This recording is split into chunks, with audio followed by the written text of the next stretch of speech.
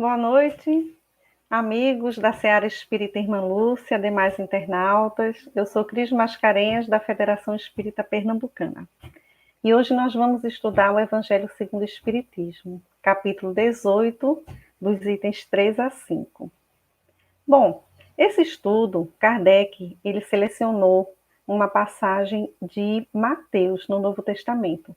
Está no capítulo 7, dos versículos 13 a 14. É bem curtinha. Diz assim: entrai pela porta estreita, porque larga é a porta, e espaçoso o caminho que conduz à perdição. E muitos são os que entram por ela. E porque estreita é a porta, e apertado é o caminho que leva à vida, poucos há que a encontrem.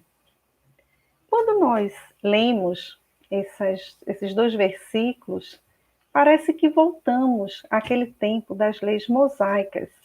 Parece um Deus vingativo, cruel, que quer que nós soframos, tenhamos dores, façamos sacrifícios, assim como foi durante a Idade Média, por exemplo, em que ser religioso significava renunciar completamente, por exemplo, à riqueza.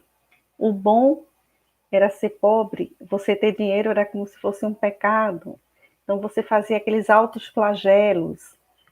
Por quê? O nome porta estreita já nos lembra algo que é difícil, que é apertado, que dói. Então, para entrarmos nesse assunto mais detalhadamente, vamos rapidamente falar sobre a escala de mundos que Kardec fez para a gente no Evangelho segundo o Espiritismo, muito rapidamente, mas lembrando que não há uma separação completa entre um mundo e outro. Existem transições, existem mundos intermediários, do mesmo jeito que aqui na Terra existem pessoas em condições diferentes, umas mais adiantadas, outras não. Então, por ser, por exemplo, aqui um mundo de expiação e provas, não quer dizer que todos sejam maus, né? Então, vamos lá. A primeira escala é dos mundos primitivos, que é onde aparecem aquelas primeiras almas. Eles estão no nível intelectual e moral também mais atrasado que nós, em termos gerais.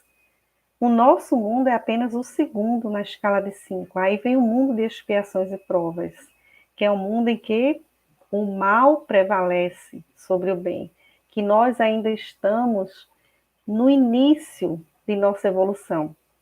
Ainda estamos sofrendo expiações, que são aquelas experiências impostas para o nosso próprio bem e crescimento. E existem as provas também. As provas são mais leves, nós podemos muitas vezes escolher e fazer esse planejamento junto com a espiritualidade, porque nós mesmos queremos ser testados em algumas situações para sabermos se evoluímos, se já estamos conscientes, se já estamos fortalecidos naquele item. Bom, o próximo, que é o mundo de regeneração, que está aí à beira, né? Nós já estamos vislumbrando. Esse mundo, ele é intermediário, ele fica entre o de expiações e provas e os mundos felizes. É um mundo de transição. Então, é como se o espírito nele desse um descanso, ficasse em convalescência, se recuperando, em repouso, tivesse mais calma. Porém, ainda há provas. Então, somos falíveis ainda nesse mundo. O próximo, que é o mundo feliz, nele o bem supera o mal. É o contrário justamente do que nós estamos, expiações e provas, que o mal prevalece sobre o bem. E depois vem os celestes ou divinos, que é aquele mundo dos espíritos puros, que só existe o bom. Se estamos aqui, qual a nossa condição para estar nesse mundo? Quem somos nós? Nós somos aqueles que ainda trazemos, não só dessa existência, mas de existências pretéritas, de décadas, de séculos, de milênios, talvez. Nós trazemos o quê? Nós trazemos o egoísmo, a vaidade, nós trazemos a traição, nós trazemos o rancor, a mágoa. Então, essas são situações que nos prendem por sintonia ao mundo de expiação e provas. E aí o que, que acontece? Se está tudo igual, está na mesma sintonia, o mundo vibra essa energia, a gente também. Então é uma situação que a gente se acomoda. Tudo que trazemos, desde aqueles tempos remotos que já fomos, temos ainda em nossa mente aquelas impressões dos primeiros anos de que precisamos, para ficar em segurança, nos aquietarmos, não nos mexermos, não nos movermos, porque o perigo está lá fora, né? Os animais, o tempo, a chuva, os trovões. Então, é uma tendência natural nós não querermos sair do status quo, queremos que tudo fique como está. Isso é uma coisa que é contra nós.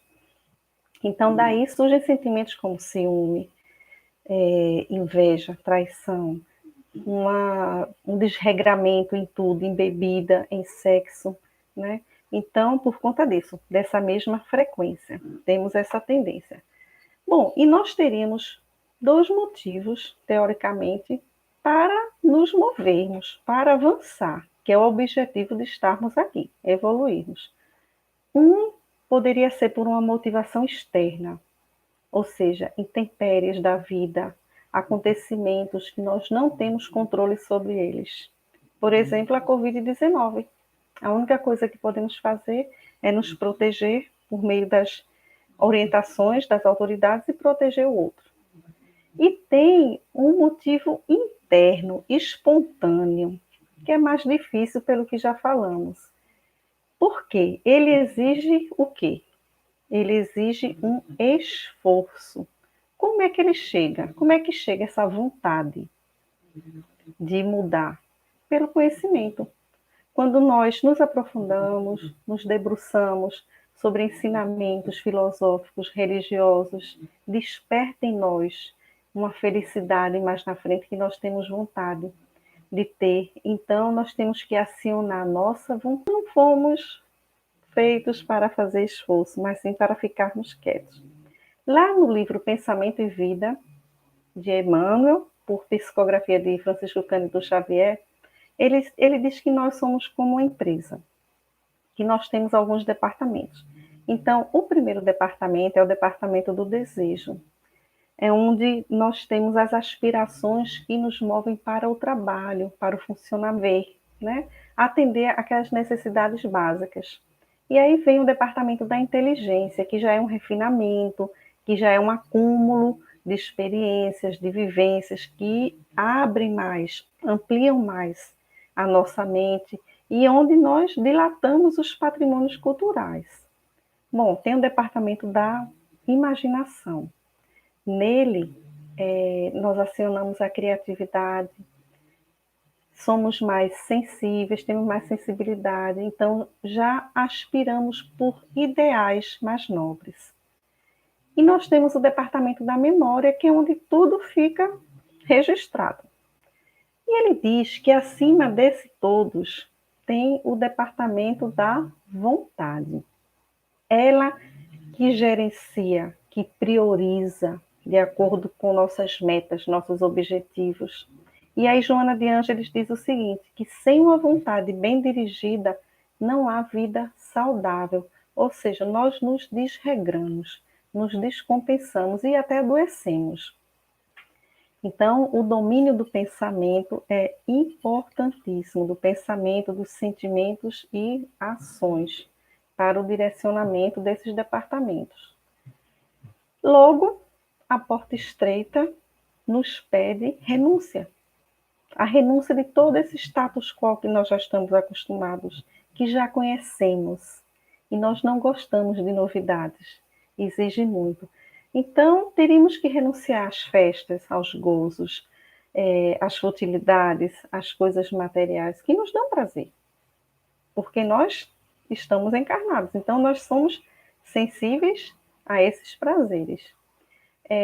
Se tivéssemos que resumir numa fórmula, o contrário dessa condição, seria o que Jesus fez quando ele resumiu toda a Torá, as bem-aventuranças, em amar a Deus sobre todas as coisas e ao próximo como a si mesmo. Só que para amar a Deus, eu tenho que amar o próximo. Para amar o próximo, eu tenho que me amar. E aí a gente cai no autoconhecimento, que é tudo que a gente evita. Por que nós evitamos? Porque no fundo nós sabemos que lá escondidinho, no subsolo, no inconsciente, nós temos os nossos equívocos que escondemos, que nós mesmos não queremos nos deparar com ele. Então nós temos medo de acessar, porque nós sabemos que eles estão lá, que eles precisam ser trabalhados. Então nós evitamos, nós preferimos viver na superficialidade. Mas nós só mudamos o que conhecemos, o que estamos conscientes, né? A consciência nos traz essa responsabilidade.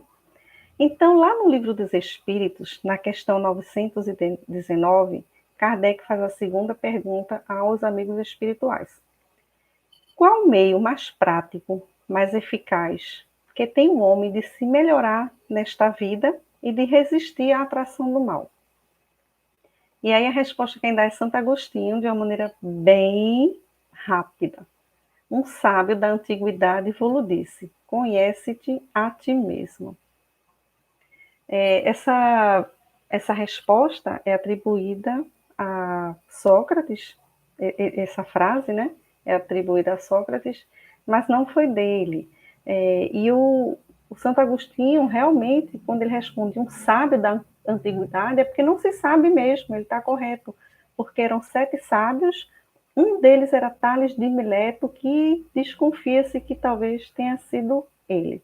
Mas, enfim, o que importa é que, como Kardec pede um roteiro prático de fazer isso, Santo Agostinho detalha tudo que você tem que fazer para conseguir essas mudanças, né? Alterar, mudar. Ele faz de uma maneira didática e vai justamente coincidir com o que a gente, com o que a ciência já nos traz hoje, que é a meditação, voltar para dentro, silenciar para escutar o que está dentro da gente, né?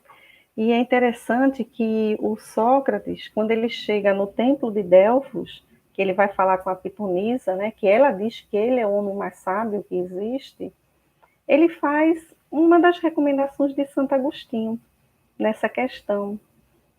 Ele fica pensando se ele realmente é o mais sábio, porque ele acha que não é, ele não conhece tudo. E aí o que ele faz? Ele vai até o outro, ele vai conversar com outros sábios, perguntar a eles. E aí ele nota que aqueles sábios que sabem menos do que ele acham que sabem tudo. E aí ele deduz, então, que ele deduz que só sei que nada sei. Porque se os que acham que sabem não sabem, imagine eu que acho que não sei. Corretíssimo, né? Perfeito. O entendimento que Sócrates tem, que é o nosso, deveria ser o nosso também. Lá no Evangelho segundo o Espiritismo, no capítulo 17, é o item Sede Perfeitos, e diz o seguinte: reconhece-se o verdadeiro espírita pela sua transformação moral e pelos esforços que emprega para domar suas inclinações mais. Olha aí o nome, esforços. Enquanto um se contenta com seu horizonte limitado, ou seja, não quer acessar, né, esse autoconhecimento, não quer fazer um esforço interno para não receber um externo, outro que apreende alguma coisa de melhor se esforça por desligar-se dele e sempre o consegue se tem firme a vontade. Olha, aparece a palavra vontade, aí aparece que se esforçar consegue e que o principal, que é aos pouquinhos, né? É um esforço, é a cada dia melhor do que o dia anterior, né? Então, você não tem que ser perfeito, você tem que estar aperfeiçoando. Isso é o que é esperado de nós espíritas, né? Por que esse esforço, né? Por que a gente acha que ele realmente vem de Moisés, né? A felicidade como meta, ela é o quê? Ela é a consciência tranquila, a paz de espírito, né? Então, isso é o que pode dar para a gente o equilíbrio, para que mesmo que tudo ao redor esteja em desequilíbrio, esteja às avessas, internamente nós nos mantemos saudáveis, tranquilos, né? O espírito Joana de Ângeles nos diz, a mentora de Valdo Franco, né, que não há ninguém que não possua bondade interior. Então nós já temos uma disposição para o bem, para o bom. Há nos refolhos da alma a presença de Deus como luz coagulada, aguardando os estímulos de fora, a fim de brilhar com alta potência. Então, isso é tão democrático que nivela todo mundo, né? Então, todos somos filhos de Deus, todos temos o DNA de Deus. Então, todos fomos criados pelo bem e para o bem. Apenas não identificamos isso ainda em nós. E aí, Emmanuel, ele faz um comentário muito interessante sobre isso.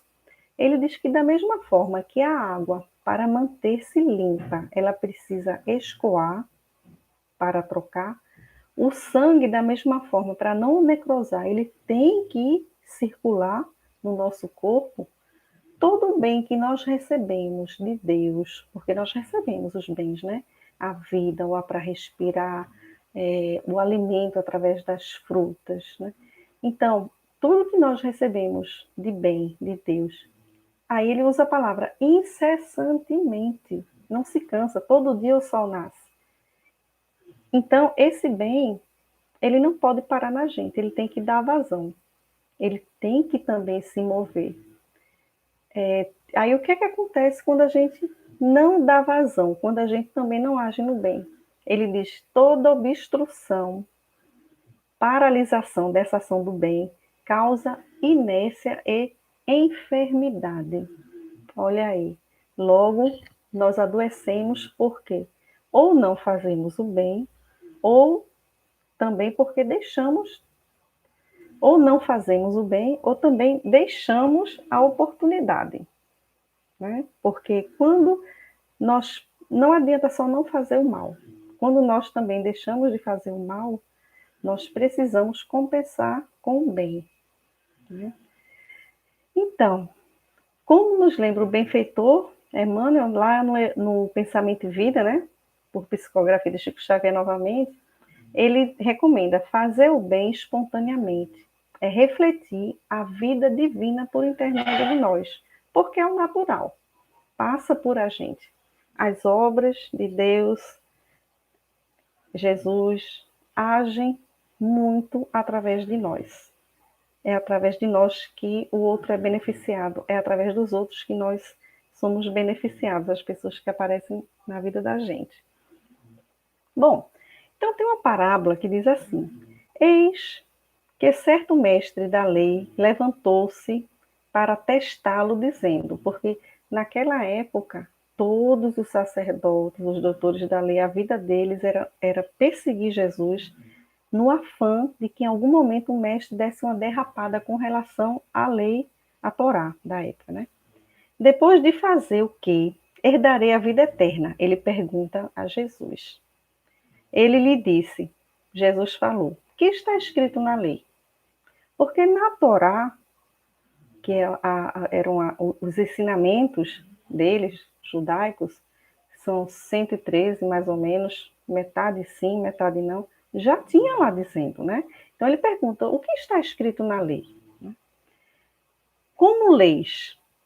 Em resposta disse, amarás o Senhor teu Deus de todo o teu coração, ou seja, através da oração, de toda a tua alma, fazendo jejum, com toda a tua força, o dinheiro, e com toda a tua mente, com a inteligência, e o teu próximo como a ti mesmo.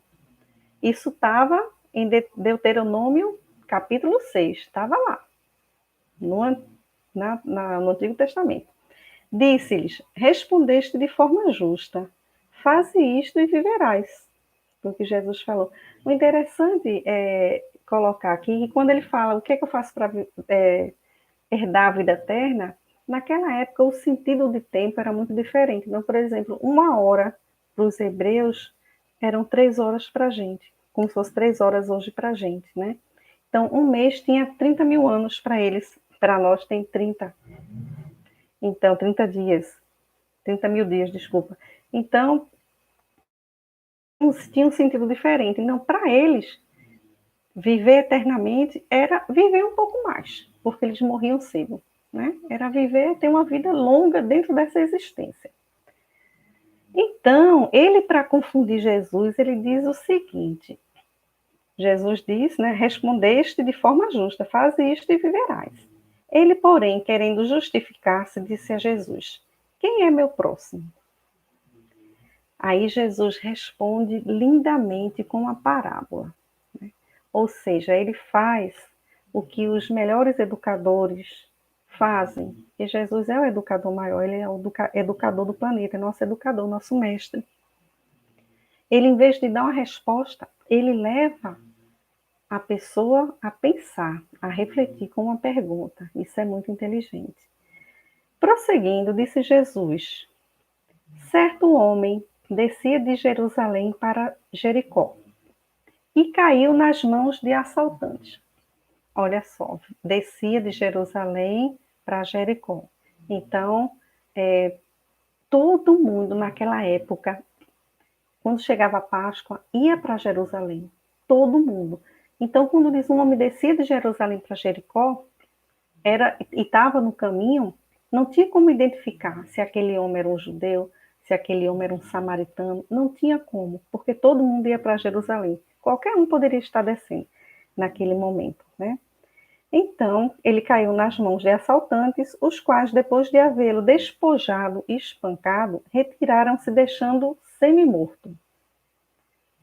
Ele ficou de um jeito que não dava para identificar qual era a origem dele, de que tribo ele fazia parte, né?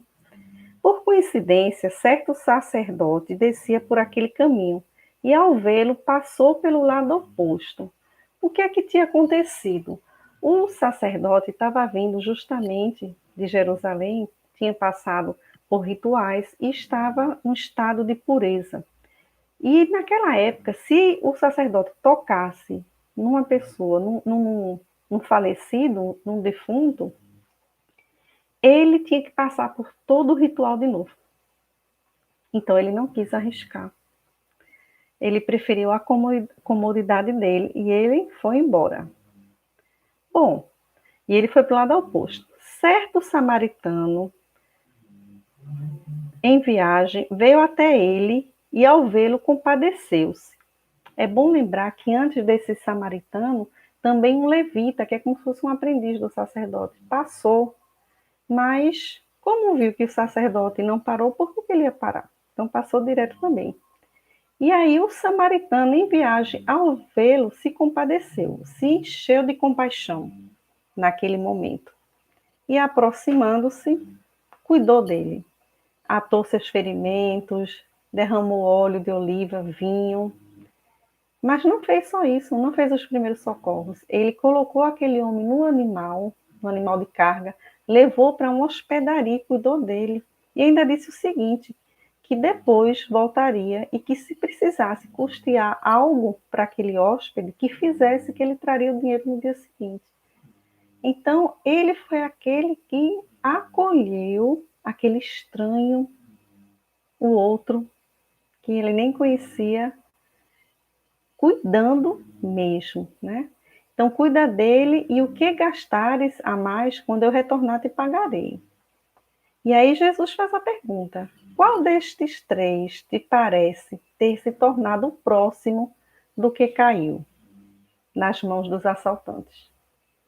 E aí o sacerdote diz: o que praticou a misericórdia com ele. Disse-lhe Jesus: vai e faze tudo do mesmo modo. Interessante é que o sacerdote nem sequer pronuncia o nome samaritano, porque era Irã e Iraque, né? os judeus e os samaritanos eram inimigos por conta de discordância das leis, de como praticar as leis, como compreender as leis, né?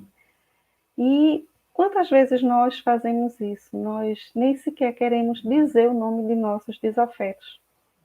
Nós perdoamos de uma maneira conveniente. Ah, eu perdoo, eu desculpo, mas contanto que não fale comigo, contanto que não passe na minha frente, aquela pessoa, aquele fulano, nem sequer dizemos o nome. Então agimos como os doutores da lei, né? Então, por isso que disse Jesus que veio para cumprir a lei. Ele não veio trazer nada novo, ele estava dando um novo significado à lei e estava relembrando, porque a lei de amor já existia no Antigo Testamento. Não existia só a lei de talião, que era de Moisés, que era olho por olho, dente por dente.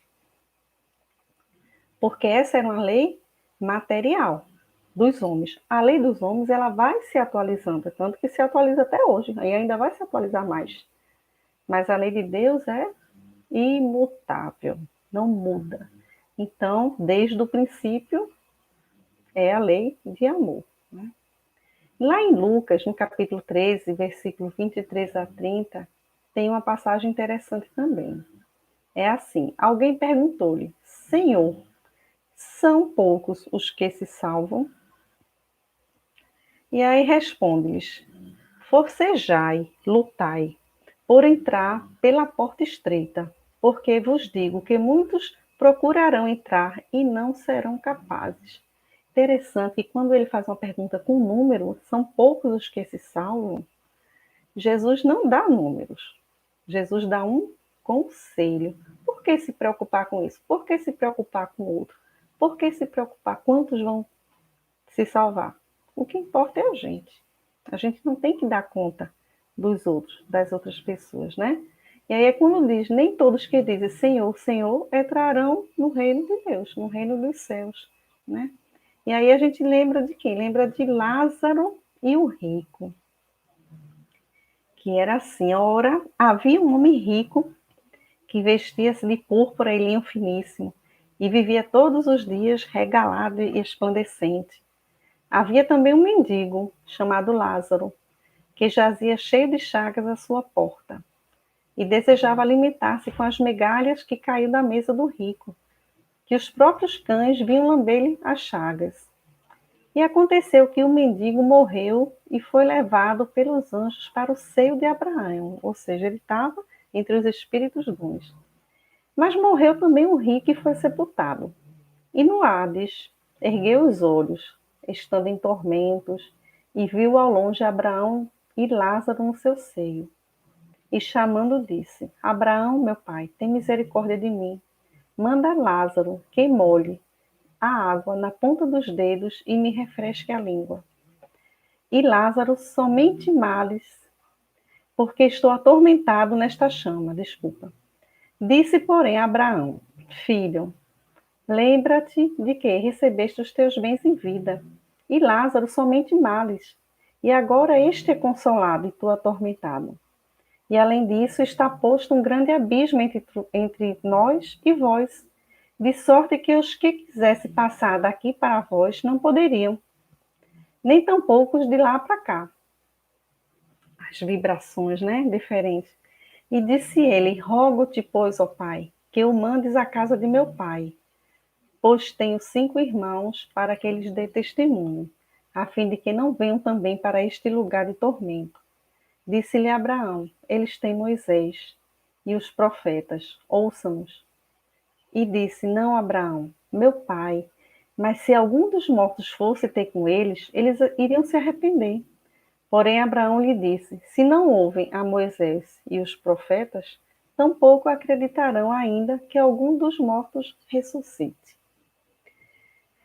Bom, isso é o que acontece hoje, né? Então, quando o dono da casa tiver levantado, eu ver fechada a porta, e vós do outro lado começardes a bater, dizendo, Senhor, abre-nos, e eles vão responder, não sei, não vos conheço, é porque isso quer dizer que não haverá privilégios. Todos serão recebidos com aquilo que trouxeram. espiritualmente, em seu espírito. Aquilo que fizemos. É como Chico Xavier diz, quando chegar lá, ninguém vai perguntar qual a sua religião, vai perguntar qual bem que a gente tem feito, né? E essa luta é uma luta pessoal, não é transferível. Então, ele estava ali, o rico, pedindo pelos familiares, quando os familiares já recebiam a instrução dos profetas, mas não queriam. Então, por que outro um desconhecido ia até eles e eles iriam acreditar? Então, a luta é pessoal, é individual. A gente não tem como salvar o outro. É aquela regra lá do avião mesmo. Para você salvar o que está do lado, você primeiro põe a máscara em você. Senão você não consegue salvar, né? Então, muitos virão do Oriente e do Ocidente, do Norte e do Sul, e hão de reclinar-se à mesa do reino de Deus. Ou seja, não importa a raça, religião, descendência, cor, profissão, nada. Não importa. O que importa são as obras, né? E aí a gente tem um personagem muito conhecido nosso, o Zaqueu, que Zaqueu, a tradução do nome dele é justo, puro. Zaqueu conhecia a história de Jesus, do Messias. Já tinha escutado falar nele e tinha curiosidade, tinha vontade de conhecer, mas se achava muito aquém daquela autoridade de Jesus. Mas se ele tinha esse desejo, é porque algo já tocava em sua alma. Ele já estava num processo de transformação, né? Então, ele, um publicano, chefe de coletor de impostos, né, em Jericó, que Jericó é a cidade mais rica que existia, e os coletores eram odiados pelos judeus, com razão, porque eles cobravam impostos dos judeus, de seus irmãos, para entregar aos romanos. E tinha ainda um detalhe: eles poderiam cobrar o que quisessem, contanto que desse a parte dos romanos. Então, os judeus eram extorquidos pelos próprios irmãos. Então, eles eram realmente hostilizados, muito hostilizados. Mas muito ricos, né? Porém, Zaqueu vivia sozinho num palacete. Ele não tinha amigos, era solitário, né? Não tinha o afeto das pessoas, ele não era feliz. E aí ele se interessou por aquele homem que falava de amor, algo que poderia preencher, porque ele tinha tudo já material. O que é que faltava que ele não se sentia feliz, né? E a fama de Jesus corria em todo local, né? Até que chegou realmente a oportunidade, já que eu soube que Jesus ia passar, né, por Jericó, e aí ele resolveu ir ver Jesus.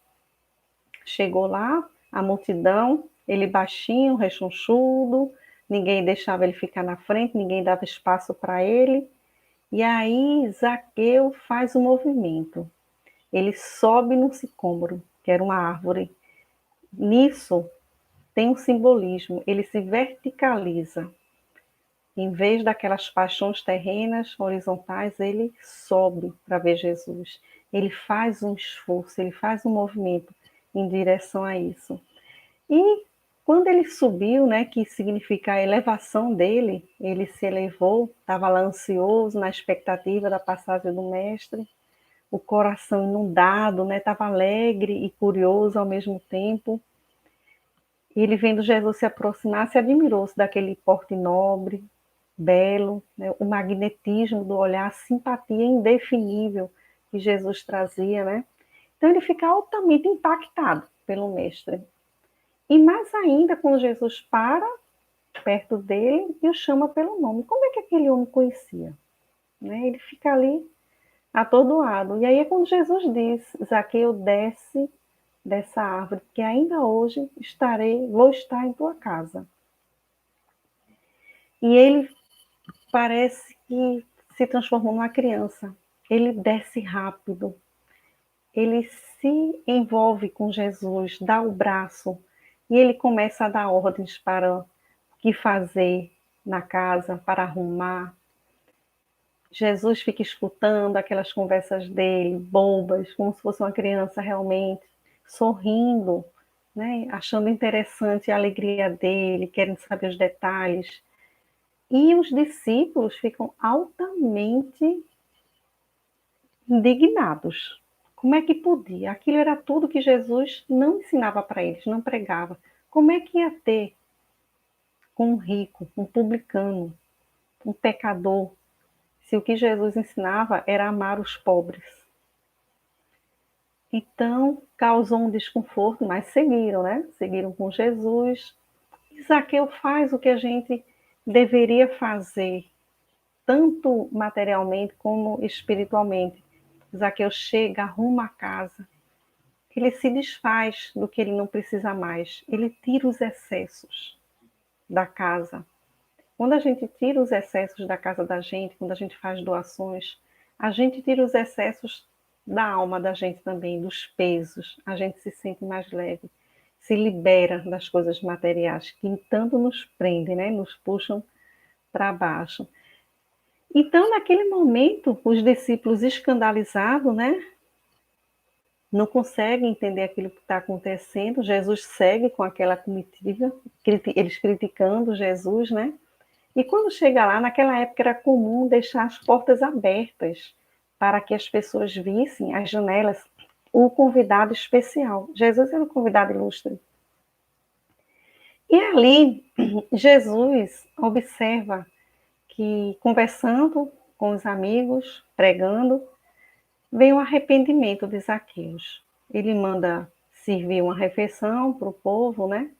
Mas ele sabe que o mestre não aprova o tipo de vida, né, que ele estava levando. E aí ele diz o seguinte: Senhor, é verdade que tenho observado como um homem de vida reprovável, mas desde muitos anos venho procurando empregar o dinheiro de modo que represente benefícios para todos que me rodeiam na vida. O que é que ele estava fazendo? Ele comprava terras para que as pessoas que estavam sem emprego pudessem ter um trabalho. Ou seja, ele dava a vara, ele não dava o peixe. Ele já estava tão famoso que vinha gente de outras cidades, até de Jerusalém, de cidades grandes, para conseguirem um emprego com ele. Né? E aí Jesus disse: abençoado seja o teu esforço, cheio de bondade. Né? E Zaqueu ganhou forças. Né? Ele nunca tinha sido elogiado, ele sempre recebeu só crítica. E aí se animou. Aí disse: Senhor, os servos de minha casa nunca me encontraram sem a sincera disposição para servi-los. Ó a senha, a humildade, né? Aí Jesus diz: regozijo-me contigo, exclamou o Messias, porque todos nós somos servos do Pai. Ele se anima mais ainda, né? E aí ele diz o seguinte: Senhor, tão profunda é a minha alegria que repartirei com todos os necessitados a metade dos meus bens. E se em alguma coisa prejudiquei alguém, indenizá-lo-ei, indenizá-lo-ei, desculpa, 4 vezes. O que significava isso? Naquela época era lei. Quando você devia, você pagava 4 vezes mais. Então ele estava fazendo o que era justo, o que dizia na lei, né? Aí Jesus diz, o abraçou e diz: bem-aventurado és tu, que agora contemplas em tua casa a verdadeira salvação. Ou seja, os últimos serão os primeiros e os primeiros os últimos, né? As aparências enganam. Zaqueu era um homem bom. Ele tinha seus defeitos, mas ele estava já reparando o que ele estava fazendo, né? E aí, falando aos sacerdotes e doutores, disse Jesus: em verdade vos digo que os pecadores e as meretrizes entrarão primeiro do que vós, no reino dos céus. Mateus 21:31. Então, nós precisamos deixar de ser heterônomos para ser autônomos, ou seja, heterônomos, aquele que depende dos outros, os outros é que dizem o que ele vai fazer. Nós temos que ser protagonistas de nossas vidas, né? Reclamamos dificuldades, pessoas, os reveses, mas e o que fizemos outrora? Emmanuel diz que não há vítimas, todos nós somos devedores uns dos outros. Então, por que não perguntar, em vez de por que as coisas acontecem? Por que uma pandemia? perguntar para quê? O que é que isso tudo está querendo me ensinar?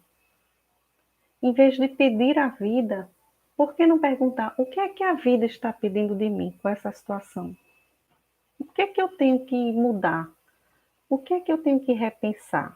O que é que eu tenho que fazer? Porque tudo é o como fazer, né? E aí Emmanuel diz o seguinte, que existe também o meio-bem, que é fazer o bem pela metade. E são aqueles que ele diz que não têm coragem. E aí o Aristóteles diz o seguinte, que a coragem é a maior das qualidades, porque garante todas as outras. É preciso ter coragem para o bem, né? Até porque o bem, hoje em dia, é como se fosse uma pessoa tola. Muitas vezes é tido como uma pessoa tola, né? Que não aproveita as oportunidades. Mas também nós precisamos, além das tarefas beneficentes, que são aquelas que a gente ligadas mais à questão material, lembrarmos das questões que são espirituais e morais, que é a caridade mais difícil. Então, Emmanuel nos dá alguns exemplos, como, por exemplo, às vezes a gente acolhe uma criança, mas faz dela um servidor no abrigo do lar. Às vezes a gente elogia um companheiro, mas quer tirar um proveito, é uma troca com aquele elogio, para que ele também o elogie. Às vezes a gente protege um amigo, mas faz dele um jogo, cobra isso depois, ele fica refém, né? Então, qual o tamanho do bem efetivamente que você quer fazer, né? O bem, aquele para aparecer, o bem completo, como fez o samaritano, né? Cuidou de tudo, até a pessoa se restabelecer, ou aquele meio bem, aquele só para não dizer que não fez, né? Emmanuel diz o seguinte, que a estrada construída pela metade patrocina acidentes. A gente se equivoca mais ainda, faz um bem pela metade, a outra metade é um mal, então vai voltar para a gente o mal, né? E Jesus disse, eu sou o caminho, a verdade e a vida. Ninguém vai ao Pai se não for por mim, né? Então, sair várias passagens que a gente compreende que o tempo todo Jesus em comunhão com o Pai, a ponto de dizer que ele e o Pai eram a mesma pessoa por conta dessa comunhão, é que nós precisamos seguir. Ele é o guia e modelo da humanidade, como diz a pergunta 625 do Livro dos Espíritos. É o roteiro, é a bússola, né? É a resposta mais rápida do Livro dos Espíritos, quando pergunta qual é o modelo e guia da humanidade. Vê de Jesus, né? E aí nós precisamos lembrar da estrada de Emaús, onde aqueles irmãos, aqueles discípulos andavam tristes, vindo de Jerusalém, Jesus acabado de sofrer o holocausto, desistindo do cristianismo, andaram a estrada toda conversando com Jesus, eles sem olharem que era aquele estranho, não reconhecendo. Quando chegaram na casa, eles convidaram aquele estranho para fazer uma refeição. E aí, quando Jesus parte o pão, é que eles notam que era Jesus de Nazaré. Então, quantas vezes nós não estamos assim? Estamos caminhando com Jesus, mas não percebemos. Porque Ele está conosco o tempo todo. Nós é que não estamos com Ele, né? Então, que possamos pensar, refletir sobre todas essas oportunidades que estão acontecendo com essa condição que estamos vivendo atualmente, que na realidade é motivo de alegria podermos estar sendo testados nesse momento, porque o mundo de regeneração está aí, muito próximo da gente, né? É a hora do teste, é a hora do testemunho, né? Porque nós já aprendemos tudo o que tínhamos que aprender. A Maria de Nazaré, a Mãe Santíssima, diz o seguinte, que esse não é o século do conhecimento. Nós já sabemos, a ciência já sabe, atesta. Esse é o século do sentimento. Esse é o século da separação do joio e do trigo.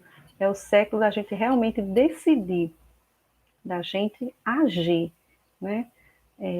Quando Eurípides Barçanufo encontrou Jesus em sonho, Jesus chorava, e ele perguntou a Jesus por que Jesus chorava, se era pelos descrentes do mundo. Jesus disse não, é por aqueles que conhecem, mas não praticam o meu evangelho. muita paz.